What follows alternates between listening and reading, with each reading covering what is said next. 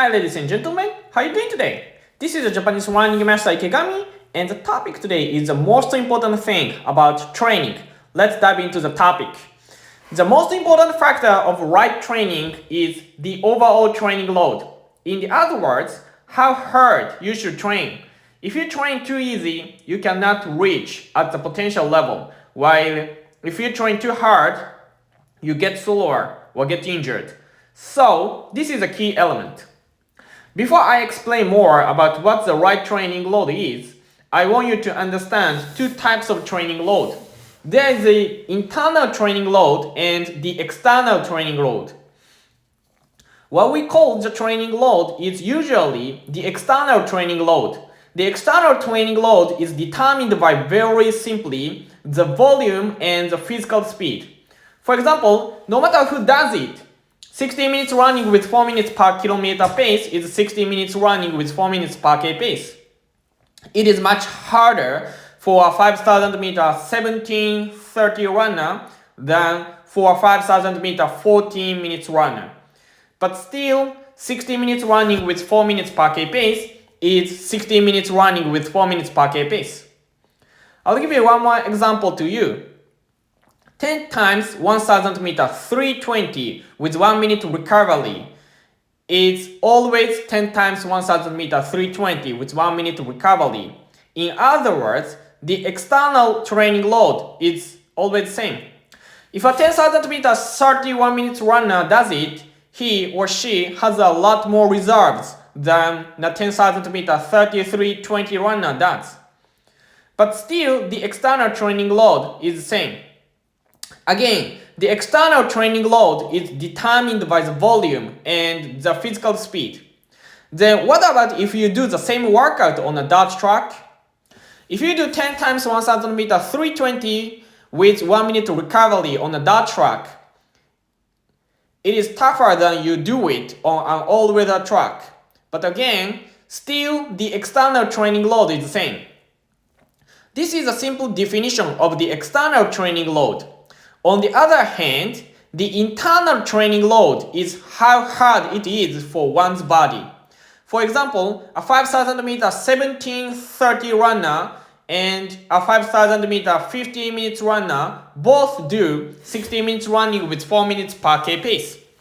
In this case, the external training load is the same, but the internal training load is much different. For a 5,000 meter 17:30 runner, it's much harder than for a 5,000 meter 15 minutes runner. This is the biggest reason why everybody needs a different training program.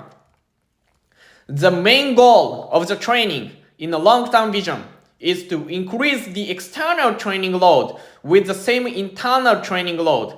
A lot of runners talk about how to get faster with the less external training load, and it's not completely wrong.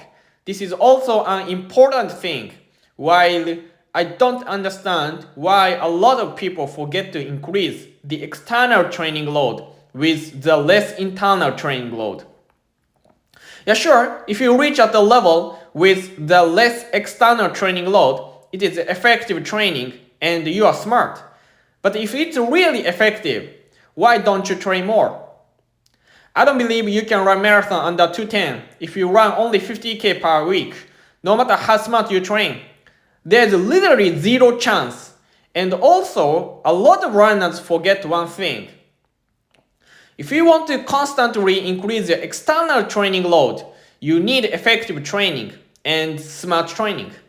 Smart training is very important, but if you cannot increase your overall external training with the same internal training load, it's not smart enough. So, these days, a lot of people forget about training more or working more. They just believe that if I make 10,000 US dollars a month, only 3 hours a day and 5 days a week work, I'm smart. But if I can make 10,000 US dollars with 3 hours a day, 5 days a week work, why don't I work 10 hours a day, 7 days a week, and 50,000 US dollars a month? You should not forget that sometimes working more or training more is the best solution. But again, you cannot increase the external training load without smart training. If you keep increasing your external training load, you need to learn or study about how to train. Otherwise, you start struggling sooner or later. People very often think that his or her training is effective and smart because he or she ran marathon 3.5 hours with relatively easy training. But she or he needs to figure out why she or he cannot increase the external training load with the same internal training load. Otherwise, I don't think that person is smart. In the beginning, it's relatively easy, while the faster you get, the more difficult you increase your external training load. Now let's move on to the next theme, the relationship between the external training load and the training effect and so on. To understand the relationship between the external training load and the effectiveness of training and the risk of training, I want you to understand the law of diminishing returns first. The law of diminishing returns comes from economics originally.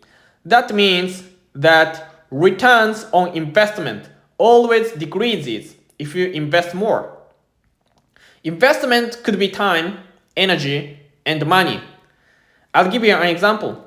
Let's say I started farming rice with 1 acre land. Obviously, it's too big for one farmer if he doesn't have any machines. So I invest money to buy a cultivator. Then I can produce more rice and money by selling it. For the next time, I invest money to buy fertilizer. Then I produce more rice and money by selling it. Time is the same. If I invest more time to work in the rice field, I can produce more rice and money by selling it. The energy is the same. If I invest more energy, I can produce more rice and money by selling it. And here's the question. Is it always true that the more I invest, the more rice and money I get? Basically, yes, but not perfectly. Because I have only 1 acre land, so there is a limit. Sooner or later, I reach the point that I cannot produce more rice and more money by selling it. And before I reach that point, the return on investment always gets lower and lower. If I invest for the first time, it makes a big difference, even if it's a small investment. For example, there's a big difference between making rice with a cultivator and without any machines, while there's no difference between making rice with only 1 cultivator and with 2 cultivators, as long as I work alone. Also, there is a big difference between working alone and working with a partner, but there's almost no difference between working with 99 employees and working with 100 employees, as long as the land is 1 acre. Also, there's a big difference between doing agriculture without any fertilizer and just a little fertilizer. But it makes almost no difference to add just a little bit more fertilizer on a lot of fertilizers. So, basically, the more you invest, the more you generate sales. But the return on investment gets lower and lower. And sooner or later, you hit the limit, maybe. This is a law of diminishing returns. And the same kind of law works in the middle and long distance running and marathon training. There is a big difference between running just a little bit, even if it's 20k a week, and doing no training at all. While there isn't a big difference between running 200k a week and 220k a week. The more you run, the less the return on 1k running gets less. And this law works in a different factor exactly. There is a big difference between doing only 1 speed workout a week and doing no speed workout at all. While you would not make any difference even if you add 1 more speed workout on 3 times speed sessions per week. If you are a marathoner, there is a big difference between doing a long run, which is longer than 30k, or 30k once a week, or once every 2 weeks, and doing no long run at all, while you would not make a big difference, even if you add one more 30k run on 2 long runs per week. This law tells us the following 2 things. First, the lower your current external training load is, the more benefits you can get by adding extra training on your current training program. Second, your training program should contain various types of workouts. Remember, always better than nothing. In other words, if you do not do any types of workouts, you lose your potential fitness gain. According to the law of diminishing returns, the higher your current external training load is, the more cautious you should be to increase the external training load. But you should understand the following thing at the same time. Very often, a small difference makes a big difference. Let me tell you my own story. When I was a university student, I took a part in the West Japan Championships. On the first day, I ran the 10,000 meter race. From the start to the last 200 meter point, I was leading the race. But then, the second runner started sprinting. Of course, I gave it all and sprinted against him. But unfortunately, I lost the game by 0.2 seconds. 0.2 seconds. I was leading that race from 0 meter to 9,800 meter and then lost the game. On the next day, I ran the 5,000 meter race on the 4,900 meter point.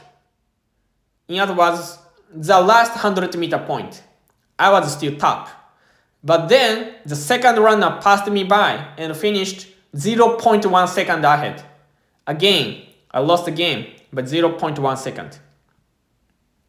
0.1 second. So, sometimes a small difference makes a big difference. Both champions got qualified for the Japanese championship for university students, while I packed my stuff and went home miserably. I just should have accepted one big truth, that I was a loser on that day. I still remember how I felt exactly. So do not forget that a small difference makes a big difference sometimes. Now, let me ask you a couple of quick questions. Do you want to feel miserable after a race like I did on that day? Or do you feel to be proud of you for being a champion?